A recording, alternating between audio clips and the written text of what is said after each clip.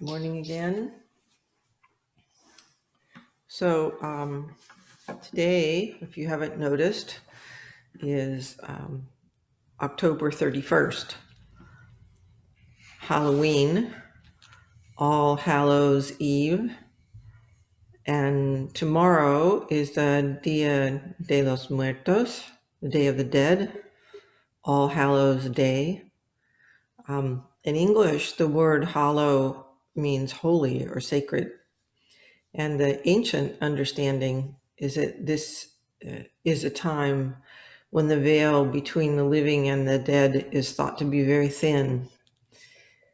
We can think of it as the veil between what we know and what we cannot see. I think it's a complex time. In many cultures, such times are when we pay respect to our ancestors, those we loved who passed from this life. It's also a time to turn to what we cannot see, a time when we face what we fear, to find ways to live with unknown. I think it's important to include all aspects of this time in our honoring of it. Today, I'm going to focus on facing what is unwelcome, but I think when we stand at the gates of the unknown, we can feel some anxiety, some trepidation, some sense of difficulty. And I think that many of us feel that right now in this time in our country, no matter what our political opinions are. So in Zen communities in our country, we have joined Halloween with a ceremony called Segaki. Segaki means feeding the hungry spirits. Recently in Japan, there has been some controversy about this name because the word gaki has been used as a derogatory term for those who do not have a home, those who are what we call homeless. So in Japan, the name has been changed to sajiki, which means making food offerings. I think that's also a very good term, but since we do not have an association with the word gaki here, we here at OceanGate have chosen to keep Segaki, keep the original meaning, but it's fine to use either. So the label Hungry Ghost has several connotations. First, it can be a reference to one of the hell realms that's traditional in Buddhism, the realm of Gakis, hungry ghosts. Huge stomachs, you can see images of them, huge stomachs, and tiny little necks. And because they have tiny little necks, their necks do not allow sustenance to enter. So they are desperately hungry, in a state of suffering, because there's this want, this hunger for nourishment, for sustenance, and the inability to take it in.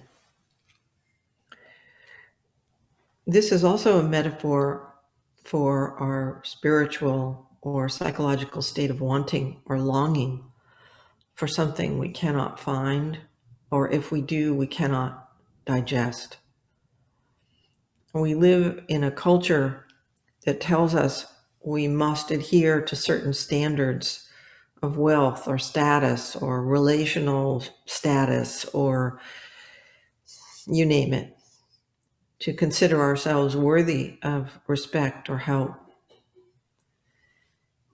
Consequently, we can be caught in a malnourished situation of hunger, dissatisfaction, disappointment.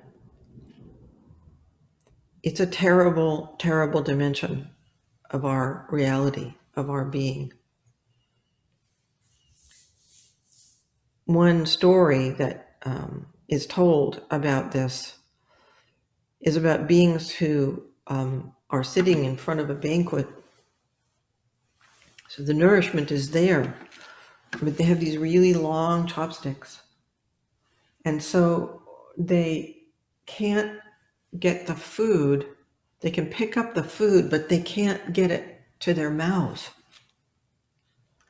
And so they're faced with this nourishment and they can't take it in. But there's a very easy solution to this, and that is to feed each other. If you pick up the chopstick and the food and you give it to another, and they give it to you, there's plenty enough to go around. But in this metaphor, when they cannot see this solution, they cannot see that the capacity to nourish is right there. And so they continue to suffer and starve. Finally, this ceremony is about feeding our own dissatisfaction. We are all on a continuum of suffering. This is the Saha world. We say this is the world in which we struggle. There is suffering. This is the first truth, that there is suffering. Saha has the sense of endurance to it. We endure. And yet the gate is always open for us to be freed. Our practice is to help all beings. And in order to do this, we must find some avenue of peace within ourselves. We must feed our hungry ghosts. We're going to be doing the Segaki ceremony after this Dharma talk. And we can relate to it as a way, as a path of balm, ease for all these states. For those beings seen and unseen who are caught in suffering, caught by society's actions, by our own actions, by the whole web of existence, caught in this place of want. For all people and beings of this world we know and don't know who are suffering in this way. It is a prayer, it is an activity to heal the world. We pray for ourselves that we may be fed and sustained by the Buddha, Dharma, and Sangha. That we are sitting at this banquet and we wake up and realize how to nourish ourselves and all others. And we ask the ancestors and the bodhisattvas, we call on them to hear our cry, to hear us and respond.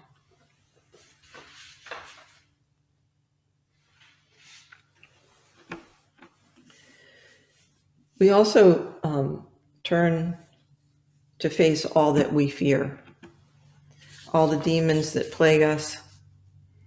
I think right now it is very important for us to know how to deal with what we fear and how to transform that situation into a time of deepening our practice, deepening our connection to others, looking for those connections that we think might not be there, and to find a power that is unshakable, and does not exclude anything.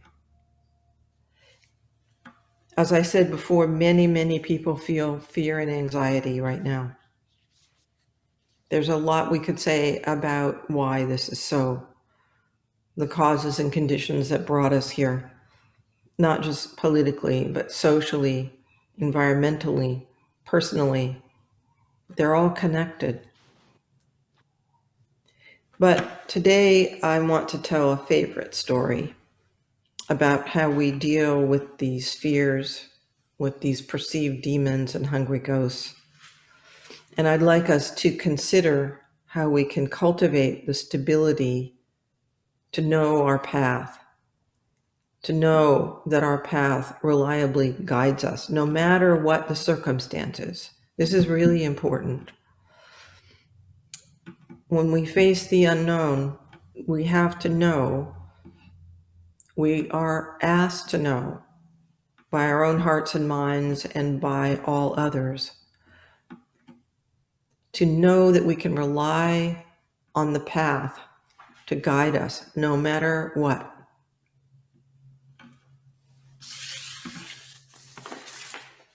I think most of the time we don't want to acknowledge monsters and ghosts and all the things that we ignore and call other. This ceremony teaches us exactly how we must meet these beings that do not exist outside of us.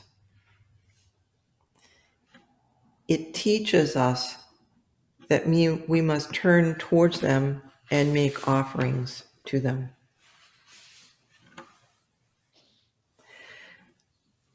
I think, it's easy to say, right? It's easy to say, well, I'm going to turn towards them. I can do that. But when it comes time to really meet our fear, our greed, our jealousy, our anxiety, we often start to shake and quiver. Then we know the real power of fear. We know the power of demons. We face them in the dark, and we can feel pretty darn puny. And then somehow we respond. If it is a hungry ghost we encounter, perhaps we feel shame and have to admit our neediness. If it is the bite of jealousy, we turn away. We can say, oh, I don't want that one. Give me Joe's or Nancy's demon. I could handle that one.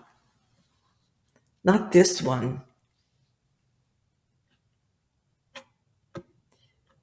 But that's what we have. We have to deal with this one. We can feel any number of things: shame, anger, rejection, and that can become a demon in and of itself. And then the demons multiply, right? Or we might think, I can vanquish this demon. I can do battle and be rid of it so that I can return to a sense of myself that's tidy and light and in control. Maybe we think if we sit enough zazen or spiritual practice, that we'll be protected from these things. Perhaps we think we'll get enlightened and live in a nice, cozy place where there's endless cups of hot tea and plenty of light all the time. Perhaps we'll come to see ourselves as an invincible warrior striding through life, batting demons away with this kind of arrogant power. But these are fantasies. This is not our life. We live in the Saha world. We live in the unknown. We have to find a way to live in this world. So I want to tell you this story. It comes from the Tibetan tradition. You probably have heard it before, but I think it bears repeating. At least I like to hear it, so bear with me. It's about the great teacher Milarepa. There are many, many wonderful stories about Milarepa. If you haven't heard of him or listened to his tales, they're quite powerful. So this one takes place after he's been diligently practicing for some time, long time, and he's in retreat. So Milarepa goes out of his cave. He's in this solitary cave, meditating, and he goes out to get some firewood. And when he gets back to his cave, he finds 5 demons have taken up residence. One is sitting on his bed and preaching. Others are listening. They're going through his books, examining his home, basically thoroughly making themselves comfortable. So after he gets over his shock, Milarepa decides that these must be local deities that are displeased with him for not having given them offerings or compliments or maybe asked permission to live in their cave. So he composes a song on the spot, telling them how beautiful and wonderful their valley is. And he ends it by saying, "Ye local demons, ghosts and gods, all friends of Milarepa, drink the nectar of kindness and compassion, and then return to your abodes." So he's basically saying, oh, you're wonderful, you're great, I'm giving you honor and compassion, now please go away. And the demons are not at all impressed. They do not vanish. In fact, they, as it says, stare balefully at him. Balefully. 2 of them advance, biting their lips and grinding their teeth. A third comes up behind Milarepa, shouting and laughing maliciously. They all try to frighten him with fearful grimaces and gestures. So that didn't work. What's next? Milarepa then tries a powerful incantation, reciting it forcefully. So he's bringing his mojo in. Okay, he's going to try and push them out. Niceness didn't work, so now he's going to try and push them out. Still, they did not leave. Then, with great compassion, he preached the Dharma to them. No good. They didn't even hear that. They stayed. Finally, Milarepa realized, this is Milarepa's words, through the mercy of Marpa, my teacher, and that's a whole nother story about Marpa and Milarepa. That's really, Marpa was not an easy teacher, let's just say that. Through the mercy of Marpa, my teacher, I have already fully realized that all beings and all phenomena are of one's own mind. The mind itself is a transparency of voidness. What, therefore, is the use of all this? And how foolish I am to try and dispel these manifestations. Okay, through the mercy of Marpa, my teacher, through the mercy of all the teachings, all the teachers that bring us this marvelous teaching, I realized that all beings and all phenomena are of one's own mind. That does not mean that things don't exist. It means that we are responsible for our relationship to the phenomena of our world. The mind itself is transparency. It is the arising of this moment, moment after moment after moment. Therefore, what is the use of this, all of these efforts? And how foolish I am to try and dispel these manifestations. Then Milarepa sings his Song of Realization. This is quite a famous long poem. The last verse of this song is directed to the demons. He says, "Ye ghosts and demons, enemies of the Dharma, I welcome you today. It is my pleasure to receive you. I pray you, stay. Do not hasten to leave. We will discourse and play together. Although you would be gone, stay the night." So listen. Ye gods and demons, enemies of the Dharma, I welcome you to stay. It is my pleasure to receive you. I pray you stay. Do not hasten to leave. We will discourse and play together. Although you would be gone, stay the night. At this, the demons fell into despair, swirled together like a whirlpool, and poof, vanished. Okay? In other words, when Marpa brings this vast mind to these fearful, tormenting dimensions, when he brings this vast mind, when he understands that he is of the nature of reality, that he does not need to oppose these states, when he welcomes them, they're gone. They might still be there, but he's unafraid. He's there. He's willing to be with them. Placating did not work. Compliments and niceness did not impress them at all. Powerful incantations, that is, moving against them, did not work. Even preaching the Dharma with great compassion did not work. It is only when Milarepa did not see the demons as separate from himself that they vanished. When he settled himself in this non-dual nature of reality and sang his song of realization, his song, there were no more demons.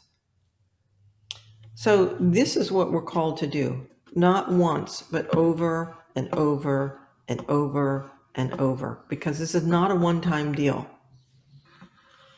That's another fantasy. Well, I'll do it once and it's over. But no, our life is this life of returning to awakening, returning to an understanding of ourselves, an experience in ourselves that is not oppositional. And the demons actually are teachers, because you notice that they push Milarepa into his song of realization. They push us into our own song of realization. When we have sung our song, when we sing our song of realization, the demons have done their job in a way. They have no more need to exist. So we can take these states, this anxiety, this encounter with the unknown, this encounter with our own, the depths that we have, each of us in ourselves, that are uncomfortable, that are scary, that are difficult, the rabbit holes that we go down. And when we can encounter that with Milarepa's spirit, it can return us to our song of realization. So we must take up this practice consciously. It takes patience, it takes kindness, it takes respect for ourselves. We stop long enough to turn around, to turn towards our real teachers. This is the first step. He thanks Marpa. He returns to his practice. He faces what he does not want to face. And in that way, with that posture, what he does not want to face deepens his realization. We do this simply and directly, over and over and over. When we do this, we can look directly at whatever arises, even the most forbidding monsters, the most dejected sense of defeat and humiliation. We can have an open heart and a clear eye. We do not call these states the enemy. They are our life and our teachers, and they are not different from us. We can even take up the practice of moving toward that which frightens us, not with bravado, but with a kind of steadiness and gentleness and the knowledge that this is our edge. This is a kind of honest engagement with what we conceive of as not me. I would say usually we don't need to search very far for disruptions in our sense of who we are.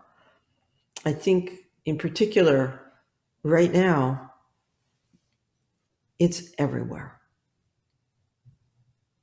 We simply need to not move away from it. I'm sure you've heard the Zen saying, this is it. Sometimes we might even have some understanding of this. But often, when we are presented with really difficult circumstances, we want to turn away. We want it to be easier. And it can be easier if we remember that those long chopsticks feed each other. But we find ourselves groping in the dark, not knowing where we are going, not knowing where to step. But if we remember our path, if we remember our practice, we know how to go. All of the creatures of our imagination can come and take up residence in our house while we are out at work. Right? We're out doing our thing. We come home to ourselves, and what do we see? We see all manner of things. So we must be like Milarepa and stop long enough to remember our true nature. This we do by attending to our actual experience and opening up. I was reminded of this when Ron led us on a walk. These contemplative walks are just lovely. And for those of you that are in the area, I hope when Ron does one again, we can all join in. Ron said, just nothing special. Just pay attention to the birds, to the trees, to the feel of your feet on the path. It is so important. It's so simple, but it's so important. In this way, we connect, we expand, we stabilize. We connect with our courage and our intention, and we cultivate this steady openness. We can say to ourselves, this is it. Just this. Just Buddha. The whole of reality right now. No matter what. When we do this, we open up to a deeper sense of who we are. We may even find that the demons we so feared and even hated have come to be respected companions on the path. We enact Milarepa's courage and good humor and wisdom. I think you can feel the humor in this story. We can enact this day to day to day, but we can also enact it in the Segaki ceremony. And we call on the Buddhas and ancestors to support us in our task. We welcome everyone and everything that we have not welcomed. We make offerings to all of reality, no matter the outcome of the election, no matter the way we feel, the ways in which we as humans can be unskillful, no matter the fear and difficulty we may feel, we stay with it all. We make offerings. We offer our life. We join with all beings. So I'd like to close by saying a few words about the altar. I'm going to shift the camera so you can see the altar. Usually we would all be here together, those of us that are local.